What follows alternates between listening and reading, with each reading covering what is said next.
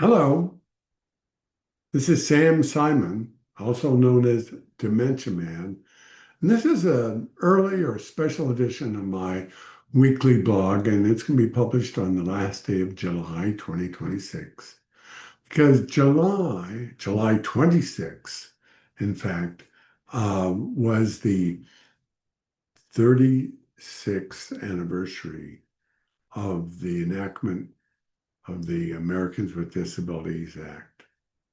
And I wanted to acknowledge some people and how important the ADA has been for me and is for people with disabilities, including cognitive disabilities. If you have seen the play or if you read my book, Dementia Man, I talk about being on the board of directors of the World Institute on the World Institute on Disability, which is headquartered in Oakland, California, for 15 years. I was even vice chair of the board for a couple of years. Why? I don't know, because the reason I was vice chair, I couldn't be chair because you had to have a known disability to be chairman of the board of directors. I didn't, but I was so involved with it that I had that leadership position. I was very honored to. And being involved in the disability community came as I was working with my own company. Back then it was called Issue Dynamics. Also, I'd been working before that I headed a consumer group, and we worked with a lot of people with disabilities. And I got to know a woman by the name of Debbie Kaplan. Debbie is what actually she came to work for me. Debbie had a disability. She worked in a wheelchair. When I first met her, and I didn't remember it, by the way, back in 1970, when I started with Ralph Nader, I had met Debbie Kaplan and helped her create a group of her own with her husband for promoting access for people with wheelchairs. How about that? And I didn't realize that too much later when they were when I was coming to California and part of the World Institute.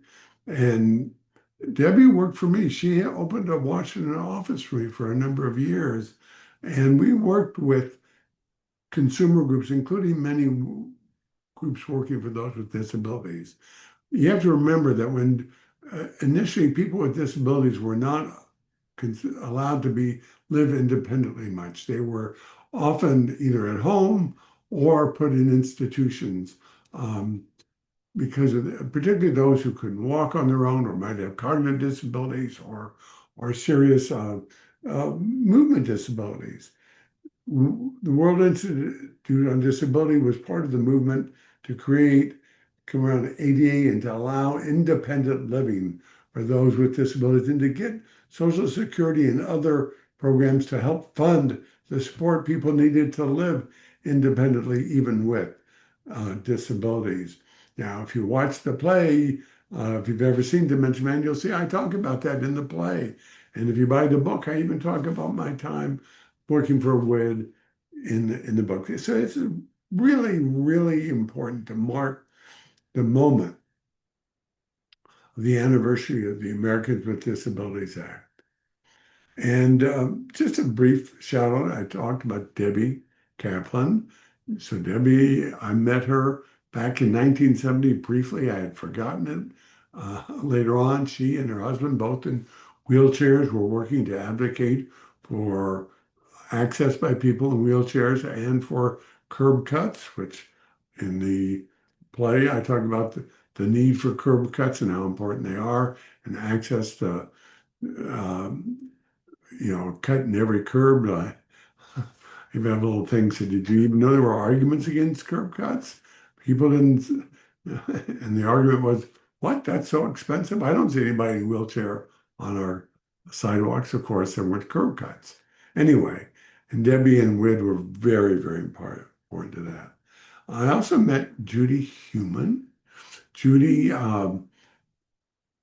was one of the co-founders of the World Institute on Disability. She grew up um, and is featured in a film about, it's called Crip Camp. Many young people grew up in California and were advocates for disability access, and she eventually moved to Washington, D.C. Susan and I got to know her and her husband. She's passed. Uh, and she is now known today as having been the mother of the modern disability movement. So I remember her. And then there is Frank Bowe. Now, Frank lived just outside New York City. Frank taught at Hofstra University. Um, Frank and I worked together on getting legislation passed to require uh, places to be well, accessibility to be part of um, the Telecommunications Act. So communication services had to be accessible to deaf and blind folks. Frank was deaf. Frank did more than that. He is considered to having been the father of the modern disability movement. We worked so closely together that after his passing, Hofstra University created an award in his name, the Frank Bowe Accessibility Award, and they gave it to me. Um, and then there was my girlfriend. Don't tell Susan, I'm just teasing.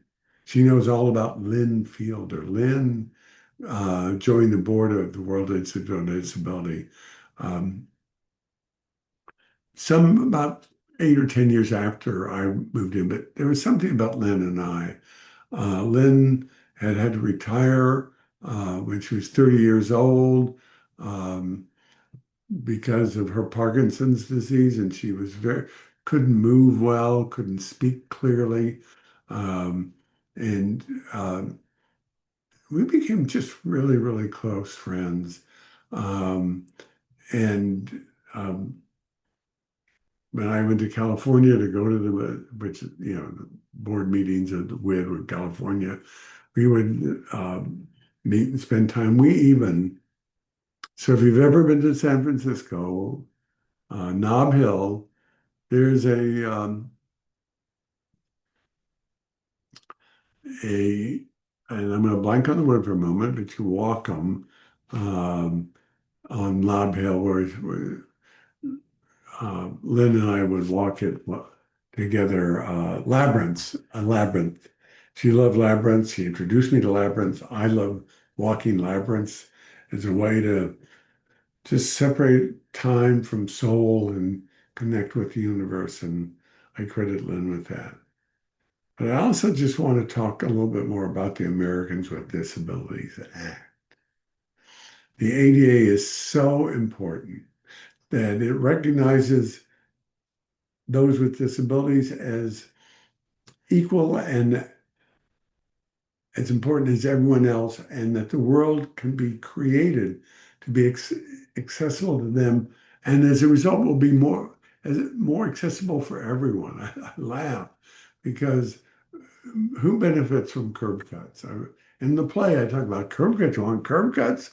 I don't see anybody with wheelchairs on our sidewalks when I say duh, because there weren't curb cuts. But you know who won curb cuts more than the curb cuts or anything else? The FedEx and UPS delivery people. So they can get their, and then the access to uh, buildings for wheelchairs.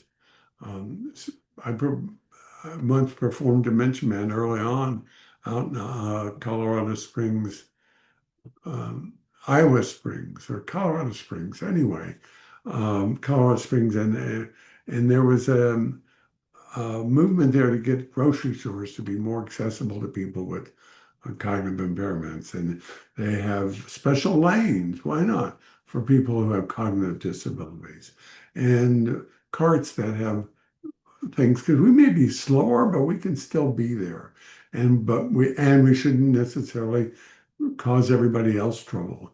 It's just a form of accommodation and accessibility. Uh, because the word dementia is such a terrible word because it calls up an end stage where people are thought to be just staring into the sky.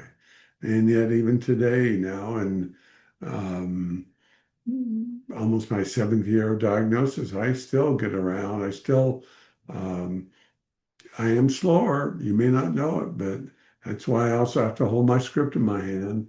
So I'm so thankful for everybody who'd worked on creating the Americans with Disabilities Act, and want to acknowledge all of them again, and to um, urge everyone to, oh, for example, urge accessibility for all of us. And I'm going to move over for a second. Sorry about that. I've talked about these before, the lanyard. Um, but these help us get around. We wear the lanyard.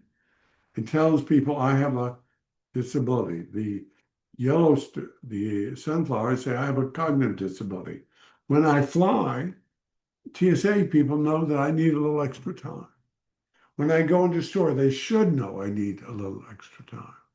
It's just a form of accessibility. In fact, I've been invited this week. I hope to make it after you've seen this to go to a board meeting, board of directors of Amtrak.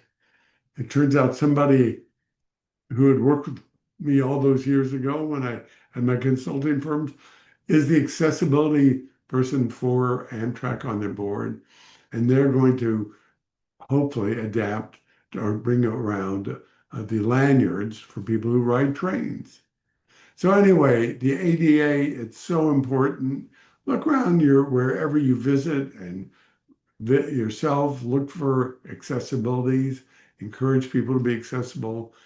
Perhaps if you don't see lanes or uh, ramps or sometimes even lower level uh, tabletops to people to be able to just reach the cashier easier. And so there's my early blog, special acknowledgement of the 36th anniversary of the Americans with Disabilities Act and all the people who worked on to make it happen and still work in the disability movement to help make our world more accessible to all of us. Have a great week and an accessible week.